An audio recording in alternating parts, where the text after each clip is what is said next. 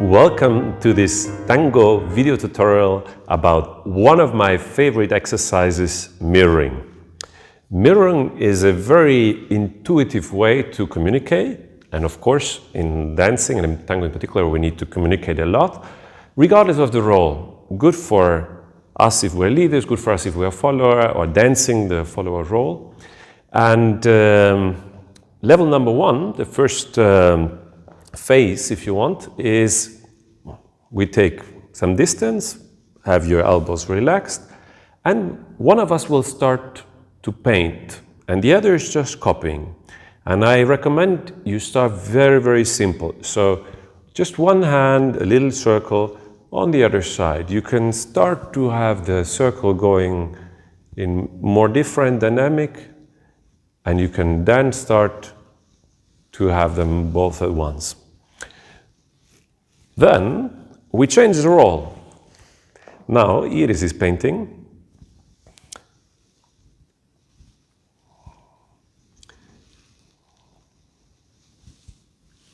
And so on. You will take with your partner more time for each phase, I suggest. Yeah? Maybe you noticed Iris started to play with this angle, and that already made it a little bit more complicated. The more details you add, the more fun you will have, but also the more challenging it will be. Phase number two is that we still stay in 2D, but we play now with different heights. So I might go for something and have a lot of stretch with my body. Before I was doing the exercise, basically more just with the arms and a little bit the rib cage involved. It always helps to think not of this part moving, but more from here. I send the movement as also when we walk, it's not just like the leg that is jumping out, but the impulse comes from the center. And the same applies to the arms. So phase number two, we want to play with different heights. In our case, if one of the partners is a little bit less tall than the other, it's about the relative height. So it's about, do I feel I'm stretched but still on the same, or is it already further?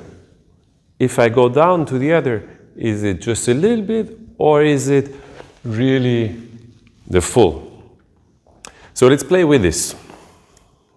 As before, start simple and create some kind of waves where you make it easier for your partner to copy you and make sure, okay, the round is there, now I can speed it up for that.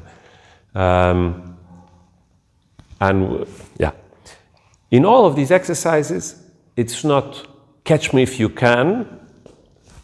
Why can't you concentrate? But when I'm painting, I need to include my partner, and then I can start to play, to have different energies. And when we get lost, find back together. So now, Iris is painting.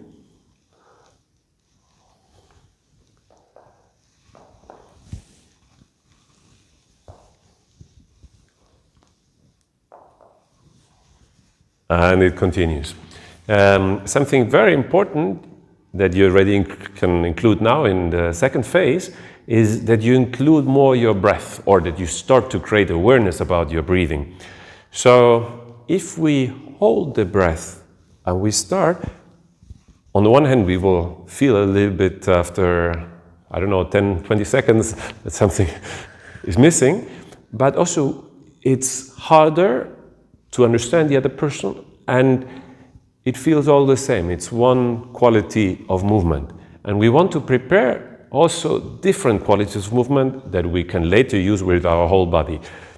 So we can start with something that is more held with the breath and with the whole body. And we can go into something that is more released, and where we have a swing movement, where we can have an impulse change of direction and play with this.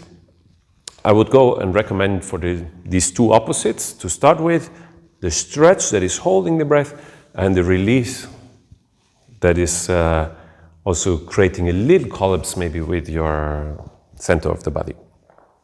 Phase number three is that we go 3D. So from the stretch, now I can also go backwards with this, or I can have even go there and go back.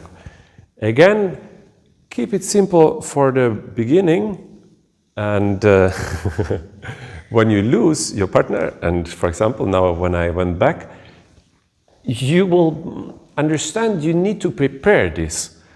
Now when I started, okay, she was prepared to play with this. And when I move back to this, I also make sure, okay, she understands, now I'm playing with this.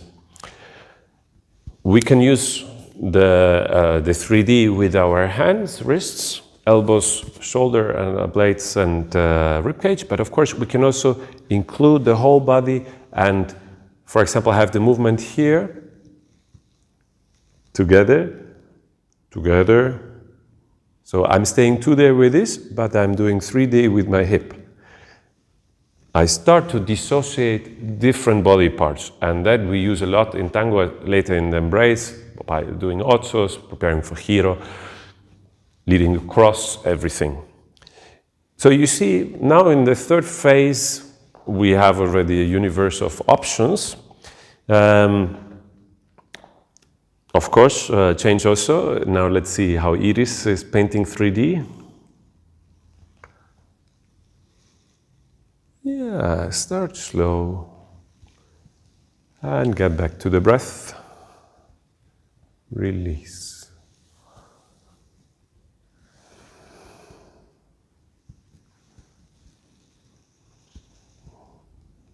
Yeah, and you continue. The next phase, number 4, is that we start to have contact. And now we focus, we want to keep, of course, the contact, and we focus on mirroring this part. The first step in phase 4 is to keep the contact with the floor and the contact with the palms and fingers. So I can open rib cage and hips together, create space here. I can open both on the other side. I can open just the hip. I can open just the rib cage, and so on. This is a very good training later for ozzos, for example. Change again, so that also you feel how your partner is creating the space. Always start with the biggest movement first, and then go to more isolated movements. Yes. Part number 2 is that we start to get more crazy with our axis. So now I was doing all the exercises with the symmetric imaginary axis in the center. So if I open one part, I'm still centered. Now I could start to involve my center to get there, also to have my center go a little bit back, and to start to have the rotation here, and rotation there, and rotation with that. If we go that far, you will see that sometimes we cannot keep the contact with the palms anymore. We could also play with reducing the contact from the palms to just the fingertips. This makes it a little bit more difficult. So I would suggest for the beginning, try to keep the contact as long as you can. Only if you go very far, okay, you have it there.